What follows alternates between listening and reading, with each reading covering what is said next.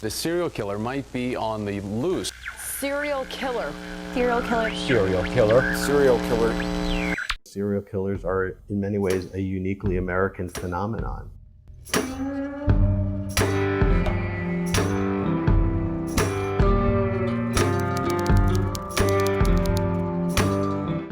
The USA are very proud of their culture, and they would seize any occasion to share it with the world. As the main ambassador of the American culture, Hollywood and its film industry actually helped spread the fascination around serial killers in and out of the country. How? Simple.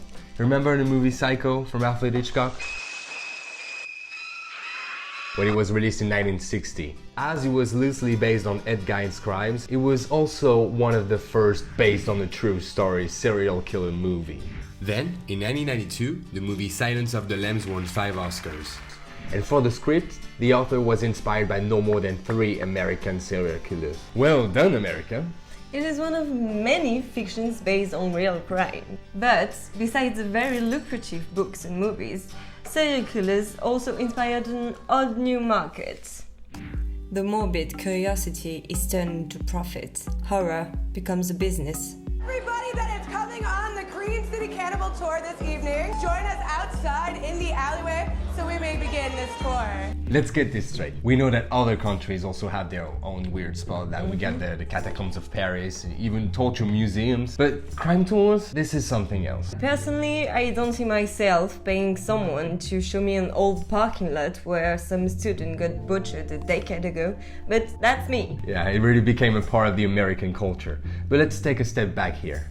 The truth is that up until the rise of serial killers in the 70s America, the term serial killer itself didn't even exist. They were called mad or mass murderer. Nice shortcut. The history of profiling started when FBI agents and psychologists started to interview serial killers in order to solve ongoing cases.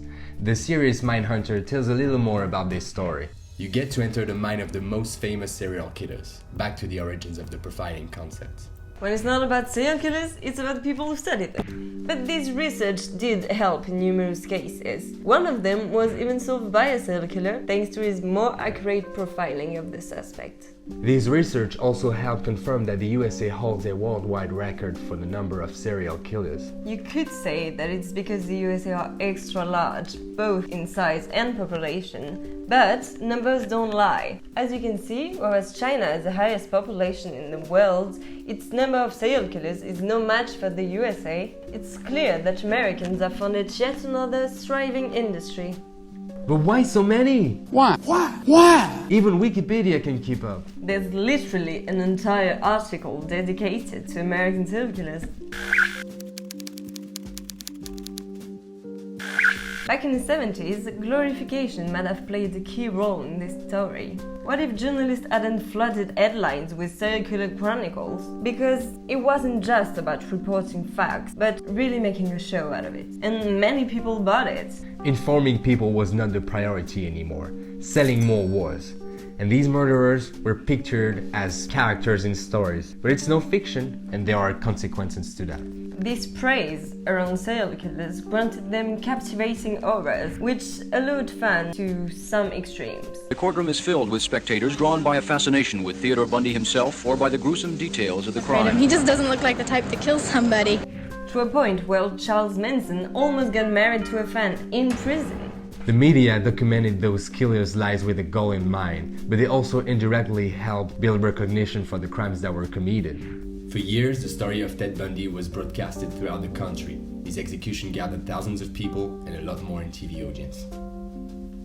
But there is something that makes the US like no other place in the world. Guns are just too easy to access, and it makes sense to see that they're serial killer's first choice. Before strangulation, which requires no weapon at all. It's that easy. You know, in Europe, you're most likely to live a full life without ever seeing or hearing a real gun, except for policemen or military soldiers. Speaking of military, almost 18% of American serial killers served in the military. as soldiers have a much higher risk of battling mental illness, mostly depression or PTSD. These statistics are not so surprising. Combine this and an advanced weapon training and you get yourself a nice recipe for disaster. Though it is a real problem in the US, the rest of the world isn't immune either. Obviously, soldiers are not the only persons in the USA suffering from traumas. An American study showed a link between an abusive childhood and serial killers. Almost 70% of them experience forms of abuse during childhood. But while it may be a factor, it is thankfully not the only one. Because with as much as 7.5 million reported abused children in the US, you're lucky they didn't all turn into serial killers. From physical to mental abuse, these events do not forcefully lead to a future of so-called mass murdering, but it can certainly leave a mark. That's the least we can say. And last but not least, the hypocrisy of American Puritanism also helps spread the phenomenon. Take this. The USA uses sex to sell just about anything, and yet remain a very, very religious country. Almost 70% of Americans are Christians, and you know that churches have a lot to say about sex. The United States might have a conservative history, but they also have the third largest number of prostitutes in the world and a porn industry whose annual revenue is more than the NFL, NBA and MLB combined. And at the same time, the faith economy has a higher value than the top 10 technology companies in the US, including Apple, Amazon, Google, obviously. Another disastrous recipe that probably leads up to a lot of confused frustration. It appears that the USA do have an intricate history with serial killers. It's not just a fantasy created by Hollywood. Of course, serial killers existed in other places in other times, but the US remain unbeaten to this day. However, their number of serial killers is on the decline. It could be linked to a progress in criminal investigation technique, an increase in mental health awareness and prevention, or the fact that some stuff sell better than serial killers these days. We can only hope that they keep up the good work and that those numbers keep going down. And maybe one day, the world won't associate serial killers with the US anymore.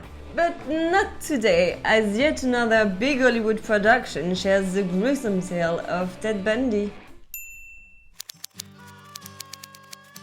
The American way gives a new perspective of the USA through an outsider point of view.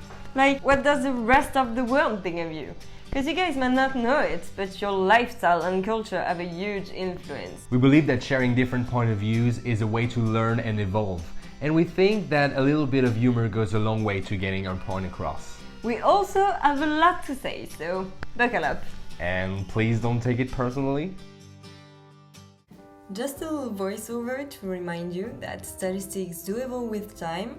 It's 2019 as we release this video, so keep it in mind. For instance, in the making of this video, we learned the identity of Jack the Ripper. Or they confirm the main suspect, but still, it is due to the progress mentioned earlier. If you had a good time, please like this video and subscribe to our channel, because we got a lot more things coming your way. Bye! See ya!